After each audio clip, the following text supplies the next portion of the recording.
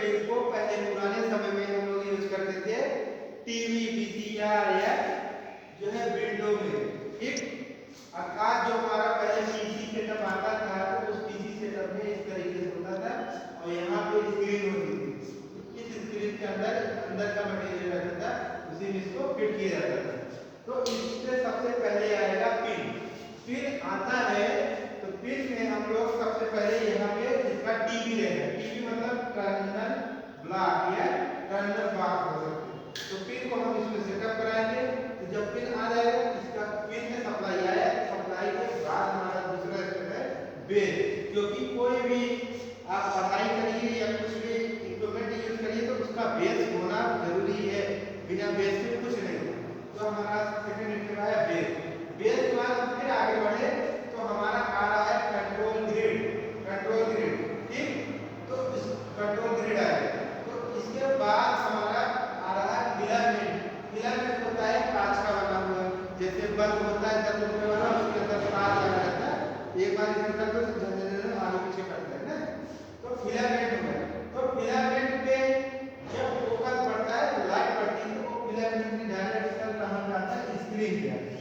कहां पे आता है? स्क्रीन, ठीक। तो यहां से लाइट निकलती है सीधा स्क्रीन पे जाती है।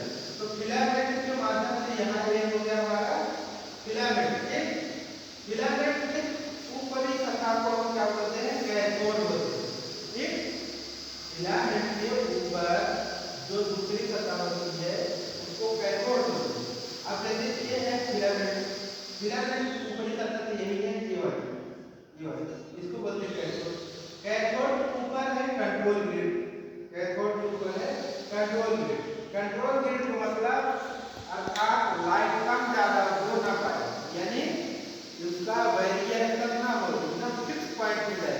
अगर आप मान लीजिए 5 एमपी, ये मेगापिक्सल बोलते हैं, मेगापिक्सल या 5% की लाइट दे रहे हैं, 5% की लाइट जानी चाहिए। 10% या 6 ना हो या 7 ना हो या 5 के नीचे 4 भी नहीं, यानी 5% की लाइट जा रही है, 5 ही जाए। इसीलिए हम लोग यूज कर रहे हैं कंट्रोल ग्रिड। अब कंट्रोल ग्रिड के बाद हमारा दूसरा स्टेप आया फोकसिंग एनोड। फोकसिंग एनोड बोलो इसको। फोकसिंग एनोड जो करता है उसकी लाइट को बढ़ाने के लिए, बेस में लाने के लिए। तो फोकसिंग एनोड दूसरा स्टेप आपका है फोकसिंग एनोड। अगर फोकसिंग एनोड है तो यहाँ पे है इलेक्ट्रॉन एनोड, इलेक्ट्रेशन एनोड है, ठीक। इलेक्ट्रॉन एक्सीलरेशन एनोड है। ये दोनों मिलकर हमारा आगे तीसरा स्टेप है, आगे प्रोसीड करते हैं। अब उसके बाद है हमारा horizontal deflection. Horizontal deflection plate. Horizontal deflection plate मतलब मान लीजिए लाइट आपकी यहाँ पे कम जा रही है, लेकिन हॉरिजॉन्टल प्लेट लगाएंगे तो आपकी लाइट यहाँ से बढ़ जाएगी। अब बोलोगे सर जी कैसे बढ़ेगी? तो भाई जैसे गुटखा का पन्नी नहीं होता है, उसके अंदर लेयर लगी होती है, चमकता रहता है। रात में अगर लाइट उस पर पड़ती है चमकता है, इसके ऊपर भी लाइट उसी तरीके से कोटिंग बोलते हैं उसको, कोटिंग इसके ऊपर प्लेट के ऊपर चिपकाया जाता है तो चमकता है। तो जब चमका ये आपका हॉरिजॉन्टल हो गया। अब है वर्टिकल डिफ्लेक्शन प्लेट।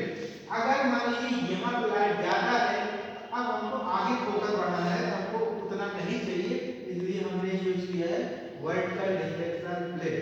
तो वर्टिकल हमारे यहाँ पाया, फिर हमने यहाँ पे y1 y2 हमारा वर्टिकल डिफ्लेक्शन प्लेट है। अर्थात हमको अब अपने प्रॉपर लाइट को लेके आगे बढ़ना है, ठीक। अब लाइट में बढ़ लिया। अब इलेक्ट्रॉन गन कहाँ से चला है? यहाँ चला, फिलामेंट से चला इलेक्ट्रॉन। इलेक्ट्रॉन गन मतलब लाइट जो लेजर लाइट की तरह नहीं चलता है, उसी तरह।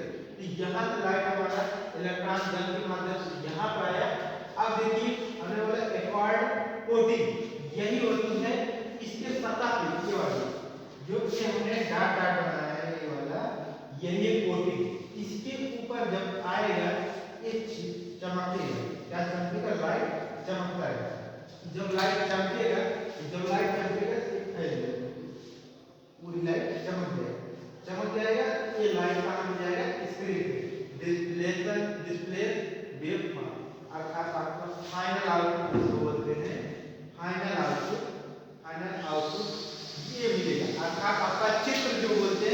पर, मोबाइल पर